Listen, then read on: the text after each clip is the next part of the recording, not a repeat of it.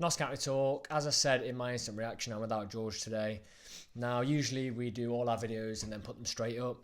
Today I've taken my time, I've edited the others, and I've just left myself with a bit of time to think about the player ratings because I was very disappointed at the end of the game, but we are only 5 games into the season, so I need to take stock of where we are. We've had some very good wins, some very bad performances. You could look at the game two ways today. It could be an isolated game because of the 4 COVID tests. You could say this won't happen again. It could happen again. You just don't know. Or you look at it as a season on a whole. Really, that wasn't a good enough performance. So I'm going to go to my player ratings and I'm going to start with Slocum in goal. He's conceded 3. He couldn't do anything about any of the goals. He was decent from crosses. A few that came in, he came in commanded. So I'm going to give Slocum a 6 point. No, I'm going to give him a 6 because he let 3 in. Now we look at Mccrory, who filled in at right back. Good going forward. He got a good assist. I thought he doesn't usually go forward well, as we previously mentioned on the channel. He doesn't really get in those attacking positions. Today he did, but defensively he was quite poor, and a lot of the attacks that they were getting over the top or through balls were down his side. So I'm going to have to give Mccrory a 5.5, and it would have been a 5 but for his assist. Goes to the other fullback. We'll go Chickson. Showed flashes. Didn't have much to deal with first half, but again the side have conceded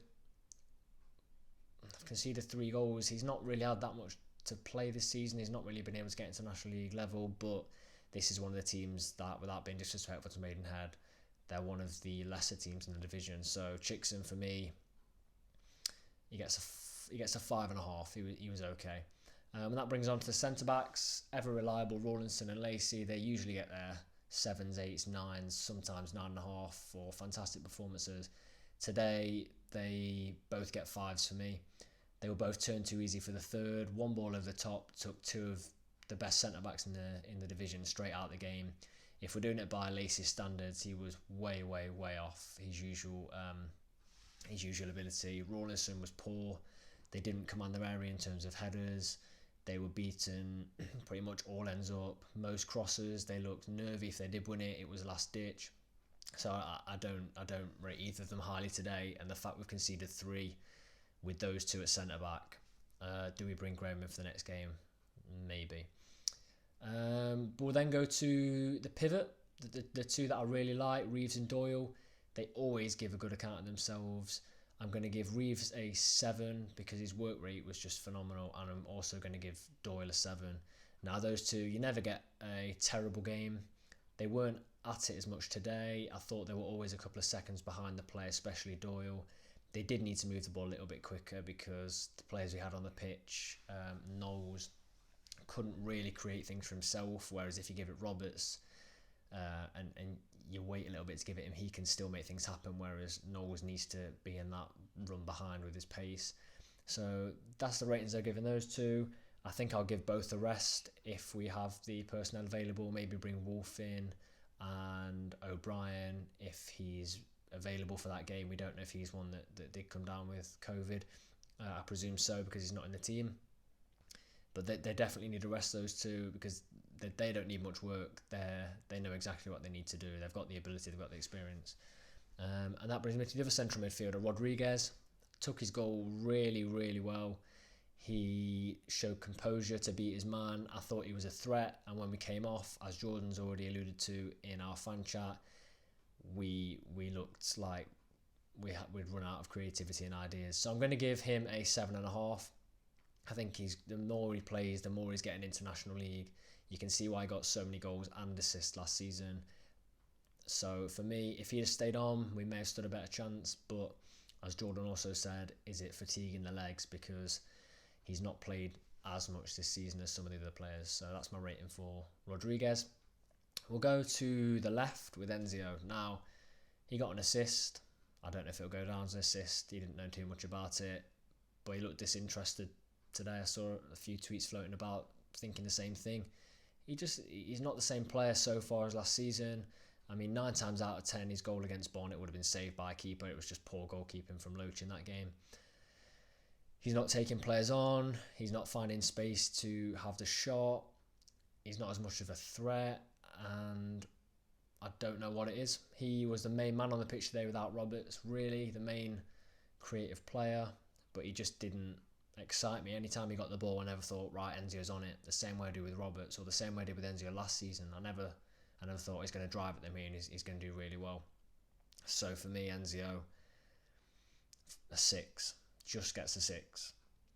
There's so much more to come from him, definitely this season, but Ardley needs to get the best out of him, and Enzio needs to also work hard. Goes to the other side, Knowles. Now he got a goal. He looked bright, energetic. I'm going to go 7.5. Same as my Rodriguez rating. Knowles is someone I said would barely get a kick this season. He's proved me wrong. All pre-season he's looked good. He looked good, obviously, when he came on for the few minutes against Sutton and pretty much set up Warton's goal. Yeah, he's got the pace, which I didn't really know about him. He was a player that came in as an unknown, wasn't he? A youth level from Mansfield, but he's come in. He's shown he wants to fight for the team, which you don't always get with loan players. And my rating is 7.5. The last player of the starting 11, Kyle Warton. I think we're giving him 9.5 already this season. Completely marked out the game by the Maidenhead defence. Couldn't really work anything. I can't really think of many chances he's had, if any. He was pretty anonymous up there on his own. Always works hard, but a 6 for me. Yes, he's been marked out of the game, but a player of his ability should be able to manoeuvre something for himself in a game like this. Now, I actually thought Sam probably should have started this game purely because Warton has played so many minutes already this season. So whether he is getting tired, he's another player I'd definitely rest against Kings Lynn in the FA Cup, but not a great performance from Warton for me. That brings on to our subs. So Wolf just signed. Can't really expect too much from him. Barely touched the ball. Showed a couple of nice turns. He also lost the ball a couple of times as well. So I can't give him more than a 6. Turner came on. Dangerous header that was cleared off the line. But again, no more than a 6. And also Elijah Sam came on and did practically nothing. Nothing I can even know. I don't even know if I can give him a rating. But those 3 came on and it didn't really change anything.